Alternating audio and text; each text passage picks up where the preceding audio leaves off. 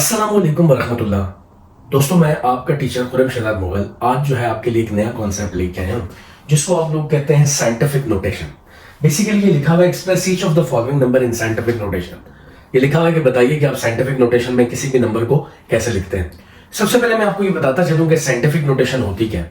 दोस्तों, scientific notation ये होती है जब आपके पास कोई नंबर बहुत ज्यादा बड़ा नंबर हो, जैसे ऐसे लिखा हो जैसे 5 7 आगे 0 0 0 0 0 0 0 0, इतने ज्यादा बड़े ये लंबे जीरो लिखे हो कि आपको जो है वो नंबर बहुत बड़ा लगे, या कोई बहुत छोटा नंबर हो जैसे आपके पास हो 0.00000009 या 0.7653429193, इतना छोटा नंबर हो।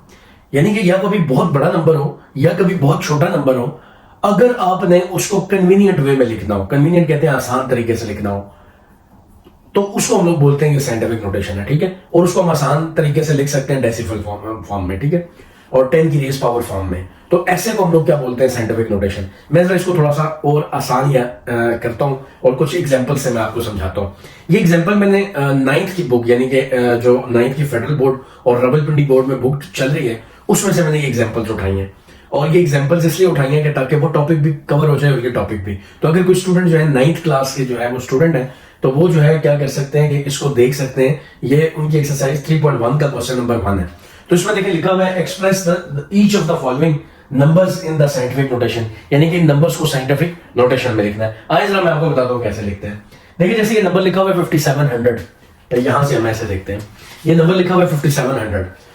अब यहाँ पे देखिए इस पूरे में कहीं पे पॉइंट नहीं आपको नजर आ रहा, ठीक है, और इस नंबर के अंदर 4 डिजिट है, यानी 1 2 3 और 4। मैंने इसको छोटा करना है यानी कि स्मॉल करना है, ठीक है। अब जहां पे पूरे नंबर में अगर कहीं पे पॉइंट ना हो तो उसका मतलब है कि यहाँ एंड में पॉइंट है, यहाँ कहां पे है, एंड में। अब आपने क्या करना है कि हमेशा आपने नंबर करना है छोटा, तो आपने इस पॉइंट को पहले नंबर के बाद लेके जाना है। ये पहला नंबर इसके बाद यहाँ पे लेके जाना है, ठीक है, ये गलती से मुझसे लग गया, यहाँ पे लेके जाना है। तो वो आप कैसे लेके जाएंगे, ये पॉइंट जिसका कहीं कहां पे नहीं है वो यहाँ पे है, ठीक है। अब आप इसको जरा मूव करें, देखें कैसे, ये पॉइंट यहाँ पे ना, या आपने यहां पे लेके गए तो ये 1 दफा मूव हुआ, फिर यहां पे लेके गए तो ये 2 दफा मूव हुआ, फिर यहां पे लेके गए तो ये 3 दफा मूव हुआ। तो आप इसको अब लिखेंगे, ये अगर आप मिटाएं तो आपने 3 दफा मूव किया था, ये बात ज़हन में रखिएगा।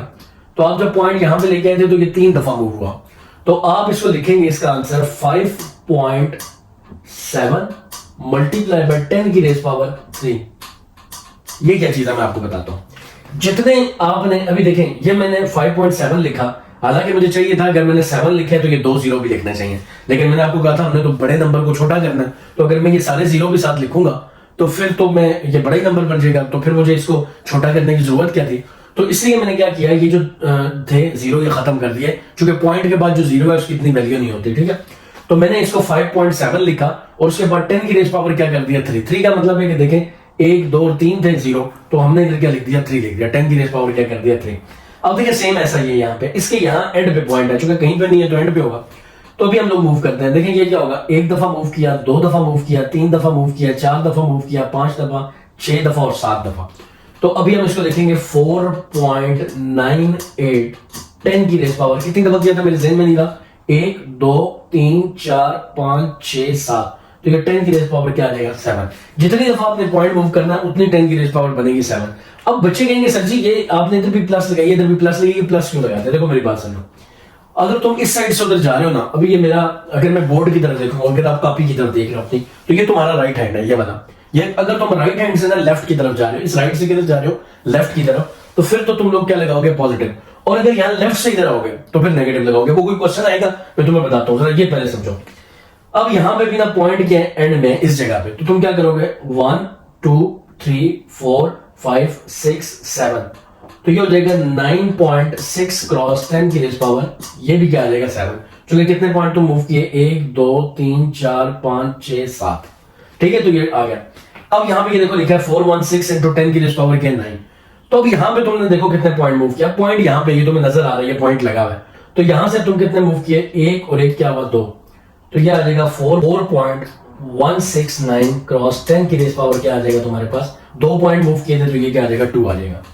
अब यहाँ पे देखो दोस्तों, यहाँ पे भी पॉइंट क्या है, एंड में, तो जब तुम मूव करोगे तो कितना होगा, 1 2 3 4, तो ये तुम्हारे पास आ जाएगा 8.3 क्रॉस 10 की रेस पावर, ये कितना आ जाएगा 4, ये तुम्हारे पास आ जाएगा 4। देखो तुमने 1 2 3 4 पॉइंट मूव किए थे तो 10 की क्या आ गया 4। अब देखो यहां से थोड़ी सी स्टोरी चेंज हो गई।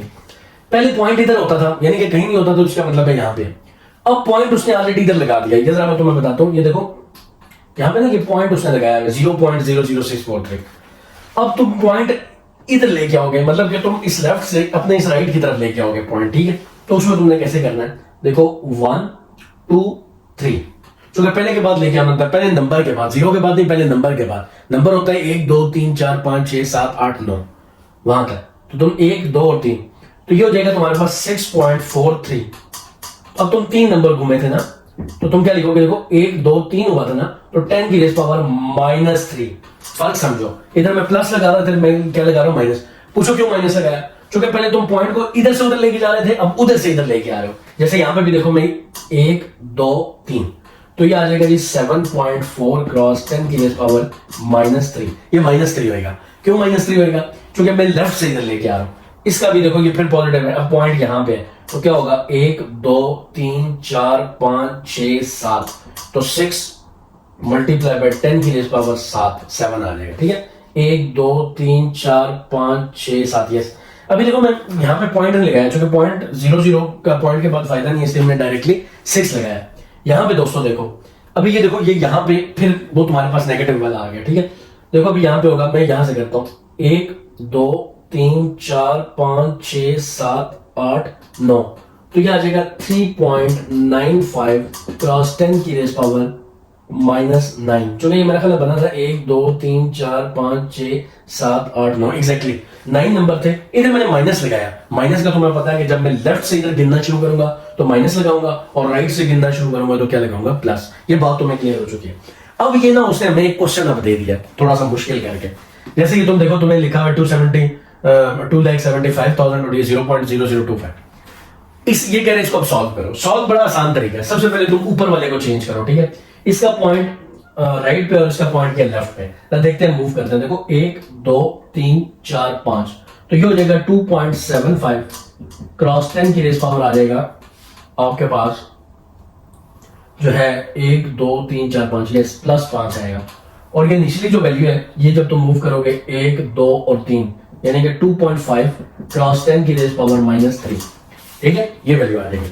क्योंकि मुझे सिर्फ इस क्वेश्चन में ये कहा हुआ है कि भाईजान सिर्फ आप इसको इस फॉर्म में लिखिए, अभी सिंपलीफाई का नहीं कहा हुआ। तो चूंकि सिंपलीफाई का नहीं कहा हुआ, इसलिए मैं सिर्फ इसको इस फॉर्म में लिखूंगा, मैं और कुछ भी नहीं करूंगा।